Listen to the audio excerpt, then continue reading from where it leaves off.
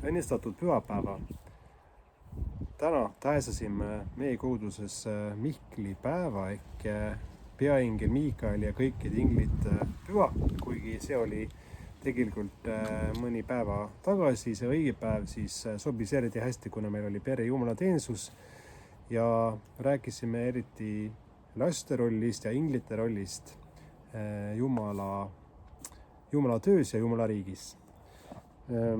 Huvitav on ju see, et kui Jeesuse jüngrid küsisid, et kes küll on suurim taevariigis, siis Jeesus kutsus ühe lapse, pani nende keskele seisma ja ütles, tõesti, ma ütlen teile, kui te ei pöördu ega saa kui lapsed, ei pääse taevariiki. Siis võib küsida, ka siis lapsed on sellised süütud alati, kes on meile igal juhul eeskujuks täiskasvanutele. Selle vastu võib ju öelda seda, et miks siis üldse õpetada lastele head, kui nad juba on head, siis peab olema vastupidi, et lapsed on siis täiskasvanute õpetajad ja mõnikord on küll nii, et lapsed on siis täiskasvanutele õpetajateks, aga üldjuhul on siiski vanemate roll õpetada lapsi. Ma arvan, et Jeesus näite siin pigem on sellega seotud, et laste usaldus Jumala vastu ja usk Jumalasse on võrdsa suurem kui täiskasvanute oma. Ja selles mõttes on nad eeskujud, et nad võtavad see, mis tuleb Jumala käest ja ei kahtle selles, et Jumal on olemas ja Jumal on meile ligi.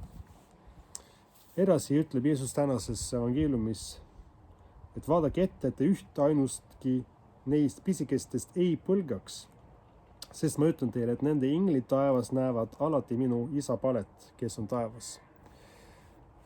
Sellest salmist on tulnud see õpetus inglite kohta kirikus, et kõikidel lastel on oma kaitseingel Jumala ees ja mitte ainult kõik lapsed, vaid kõik Jumala lapsed, nendel on oma kaitseingel Jumala ees. Mõned arvavad, et isegi kõigil inimestel on. Selle kohta me ei tea.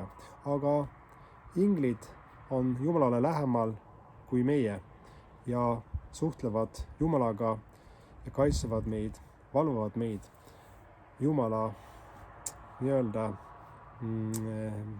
Jumala poolt antud ülesannena. Aga kes tegelikult on need inglid?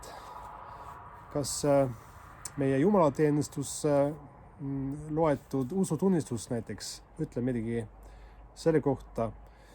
See tavaline usutunnistus, apostliku oma, mis me tavalistel pühapäevadel loeme, ei ütle midagi, aga Nikaia usutunnistus, mida me suurtel pühadel loeme, see ütleb sellist asja, et meie usume ühte ainsasse Jumalasse, kõigi väelisi isasse, taeva ja maa, kõige nähtava ja nähtamatu loojasse. Ja kristlikus õpetuses siis selle nähtamatu all lähevad ka inglid, ehk nad on Jumala poolt loodud, neil on vaba tahe nagu inimestel. Neil on siis seda võimalus siis teha head, mis enamasti inglid teevad head, aga mõned on langenud, ehk saatan ja tema inglid on langenud ja töötavad Jumala riiki ja Jumala vastu. Aga enamasti on inglid siiski head ja nad võitlevad, võib öelda meiega koos hea eest. Nad on vaimsed olendid. Kui inimestel on ka hing ja keha, siis inglid on vaimsed olendid ja nad ei ole jumalaid, ehk me ei saa pöörduda inglite poole kui Jumal, aga siiski Jumala esindaja. Sõna angelos, mis on siis piibli algkeele sõna inglite kohta, tähendab tegelikult sõnumitooja.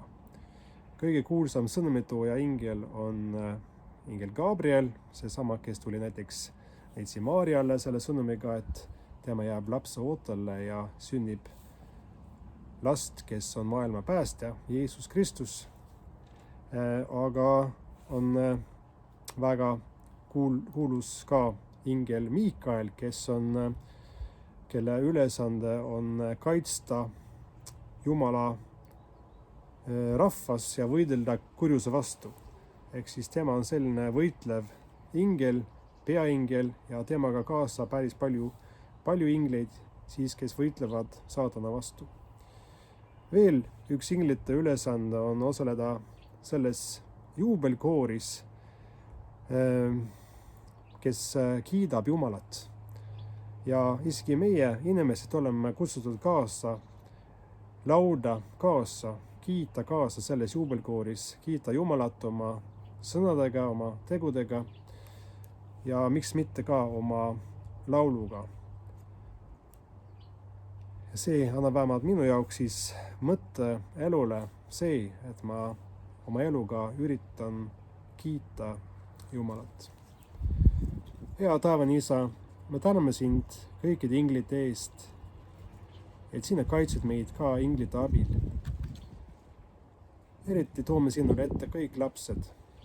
Kaitse ja varja neid, aita neid elu teel maailmas, kus on palju raskusi ja kus kõik ei ole lihtne. Aamen. Issand, õnnistagu sind ja hoidku sind. Issand, lasku oma paale paista sinu peale, olgu sulle armuline. Issand, tõsku oma paale sinu üle ja andku sulle oma rahu, Isa, Poja ja Püha Vaimu nimel. Aamen.